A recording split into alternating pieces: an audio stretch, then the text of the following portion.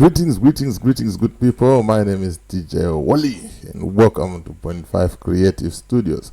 Chitubu cha content, chitubu chisingapo, chitubu chinonwa nemunhu wese, chitubu chakavhenekwa chikaongororwa nana mazvikokota kunzi aiwaka. Chitubu ichi chine content iri healthy, content iri clean, content yakachena, yakakodzera kunge chikonsumwa nemunhu akata kunge iwewe. Ndosaka uri panapa muzvara nhasi. So if it's your first time here, chanya subscribe button and the notification bell so that you don't miss out on any exciting content uploaded. Asi kana wanga wagara uri mugari wepanapa dangokutenda nekuda sei nenyaya yekukurumidza kubhadhara rent.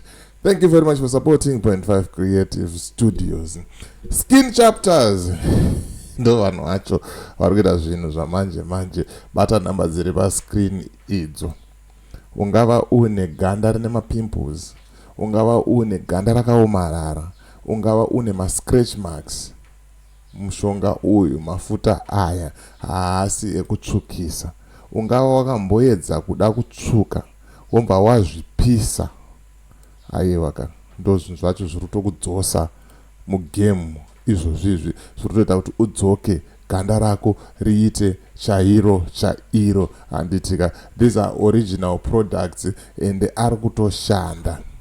Bata namba dziri pascreen idzo. Woita sei wotaura nevanhu vacho vokuitira mudhiginyira wacho, zvinhu zvako zvoita sei, zvinhu zvako zvofamba handitika. Right, rega tione kuti tiri kufamba sei. Toda kuti timbotaura nyaya yeTop Soup for ED. Why Top Soup for ED?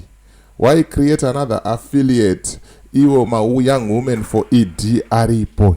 Ndo nyaya toda kuti ningokuonesai zvamanje manje. Ende nyaya idzi inyaya dzakadzika, inyaya hombe dzinoda kuti ndiziseye nevanhu vakuru vanoziva kuti zviri kumbofamba sei. But muconversation yandakaita naComrade Dr. Whitehead vaitaura ivo kuti the reason why Top Soup for ED is created or was created inyaya yekuti vari kuzoda kushandisa vasikana ava kuti vazenge vachiparedha for the king.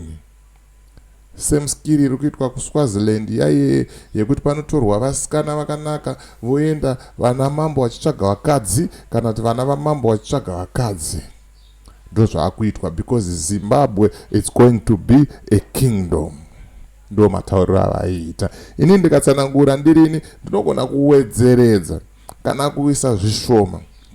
Dati titerere tese pamwe chete tonzwa conversation iyi kuti Comrade Whitehead vaimboti chii nenyaya yeTop Soup for ED. Ndisati tapinda futi murecording iyi ndoda ngotaura nyaya iyi kuti vakomana, nyaya ya2030 iyi musavarairwe, musakanganwe. Munangagwa netimu rake vari kutochimhanya ende vari kutoenda kumberi, havasi kudzokera kumashure. Ngativhurei maziso tione. Zvenyu zvekuswero tukana nana Nelson Chamisa pa online izvo simbosiyai. Zvekuswero tukana nevanhu online chimbosiyai.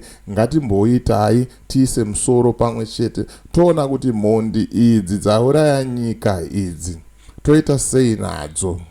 Ndo zvinhu zviri kungodiwa. Munhu ari kucholocha ari kufanira kuwana access kuma videos e.5. Vasenderei pa WhatsApp magroup emhuri. Vasenderei vazive kuti ndo zviri kutoitika 2030 iriko ende havasi kudzokera kumashure.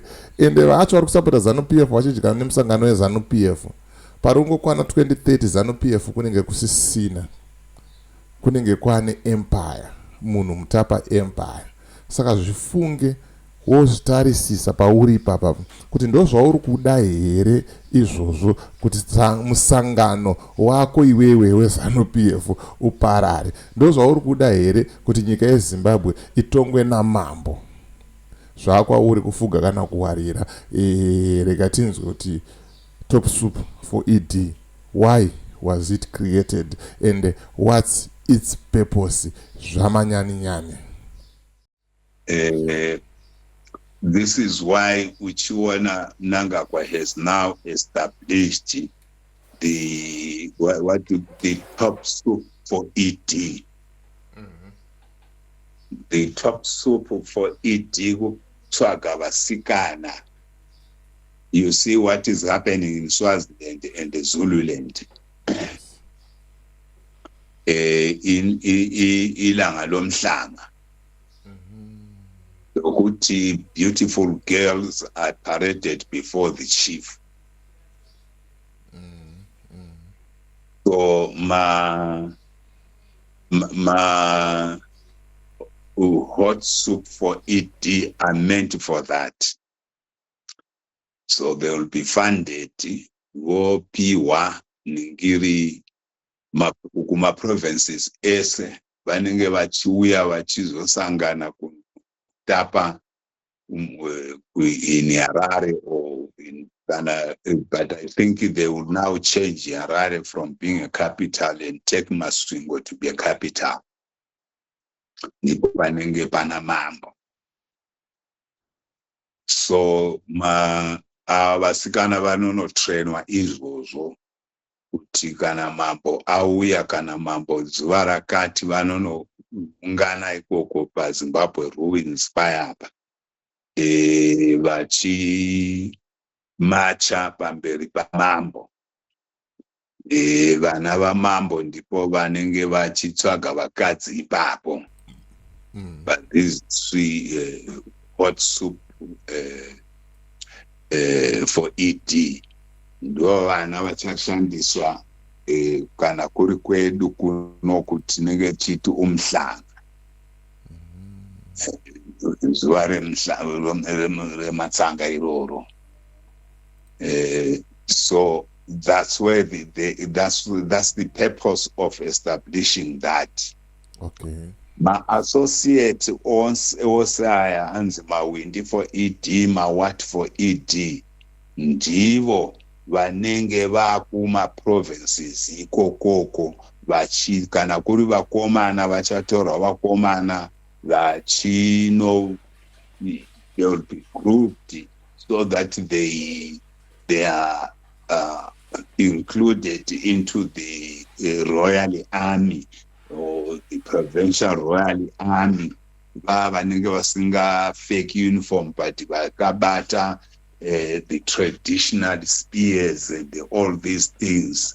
Ndo vachatorwa ipapo and they are already doing it. They are identifying those children. This is why uchiona kwakunzi kune ma-youth for ED. I'm a 2K for ED. I'm a 2K for ED. Those are not in the structures of ZANU-PF. They are preparing for those ceremonies, and these will be in every Munumutapa Kingdom province. All of them will be there.